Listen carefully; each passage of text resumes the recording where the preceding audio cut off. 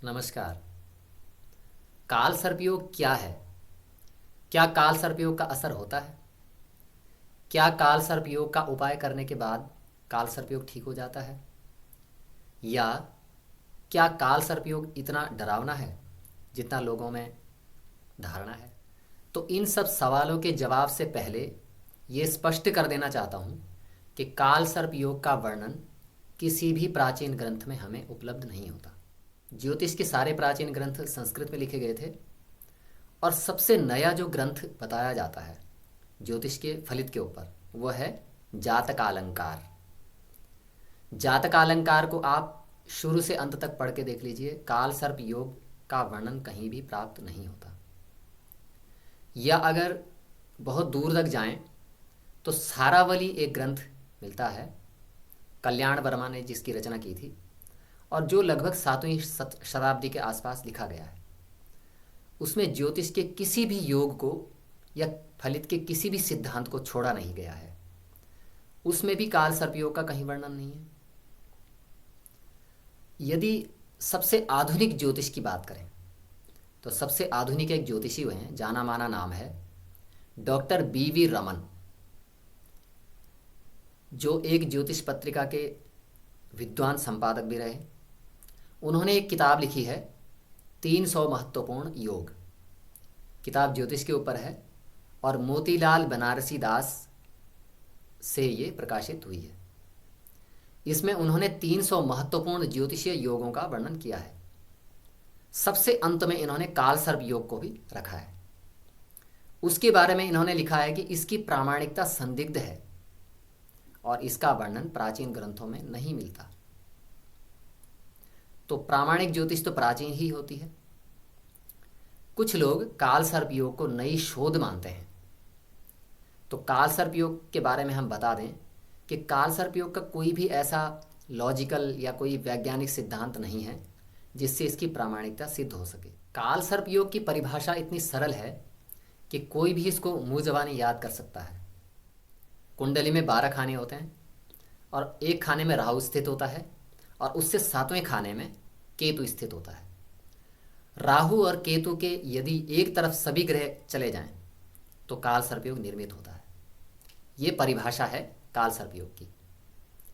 बाद में ज्योतिषियों ने क्या किया कि प्रत्येक खाने में, प्रत्येक 12 खानों में राहु की स्थिति के अनुसार काल सर्पयोग को 12 प्रकार का बना दिया गया और इनके नाम नागों के नाम पे आधार पे रख दिए। नाग 9 होते हैं तो 3 नाम इनको और ढूंढने पड़े।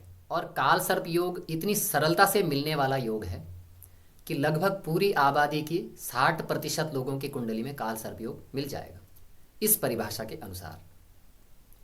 तो आप 60% आबादी का भविष्य एक ही जैसा कैसा निश्चित कर सकते हैं? अब काल सर्प योग का फलित क्या है? ज्योतिषी बताते हैं, जो इसको मानने वाले हैं वो बताते हैं, या जिन्होंने इन पे बहुत सारे ग्रंथों की रचना की है वो बताते हैं कि काल सर्प योग से ग्रसित व्यक्ति जीवन में बहुत संघर्ष करता है। उसे संतान सुख नहीं मिलता, उसे पत्नी सुख नहीं मिलता, उसे हमेशा आर्थिक तंगी रहती है, उसके जीवन में बहुत बड़े बड़े उतार चढ़ाव आते हैं। या तो किसी गर्त में होता है या वो बहुत ऊंचे स्थानों में जाता है या बहुत ऊंचे पद पर चला जाता है। काल सर्पयोग पर हमने भी विश्लेषण किया है।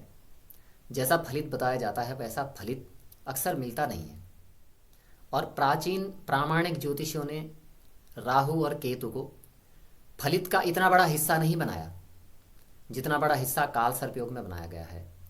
काल सर्पयोग केवल और केवल राहु केतु की स्थिति से ही बनता है, जबकि राहु और केतु को बहुत कम रखा गया है फलित के सिद्धांतों में। योगों में राहु और केतु का उतना योग भी नहीं है जितने और ग्रह हैं। और जहाँ तक रही काल सर्पयोग शांति की बात, तो कोई भी शांति आपको प्राचीन ग्रंथों में ही ढूंढनी पड़ेगी। अब काल सर्पयोग ठहरा बिल्कुल नया, बिल्कुल नई खोज। अब उसकी शांति आप प्राचीन शास्त्रों में कैसे ढूंढ सकते हैं? जितने भी प्रचलित मंत्र होंगे, जितने भी उपाय होंगे वो प्राचीन ग्रंथों में ही होंगे। तो प्रश्न उठता है कि जब काल सर्पयोग का वर्णन प्राचीन ग्रंथों में नहीं है तो आया कहाँ से काल सर्पयोग? काल सर्पयोग की ईजाद की किसने? तो हमने काफ़ी खोजबीन की। काल सर्प योग के ऊपर कोई प्रामाणिक पुस्तक का भी अभाव है। काल सर्प योग का इतिहास से संबंधित कोई पुस्तक बाजार में उपलब्ध नहीं होती। तो हमने इंटरनेट में काफ़ी सर्च की, तो इंटरनेट की एक वेबसाइट से हमें ये पता चला कि काल सर्प योग की ईजाद 90 के दशक में हुई, यानी कि 1990 से पहले काल सर्प योग का कोई अस्तित्व नहीं था। हमने कई बुजुर्ग ज्योतिषों से भी जानने की कोशिश की, तो वहाँ से भी हमें यही निष्कर्ष, यही जानकारी मिली कि 1990 से पहले काल सर्प योग कहीं कोई नामो निशान नहीं था। और इंटरनेट की वेबसाइट से हमें ये भी पता चला कि इसको ईजाद करने वाले थे पंडित KL शर्मा।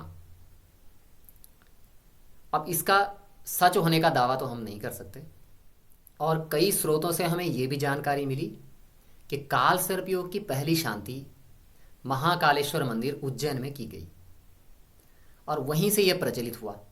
तो काल सर्प जैसे योग से डरे नहीं और न ही इसकी कोई शांति कराने की ज़रूरत है।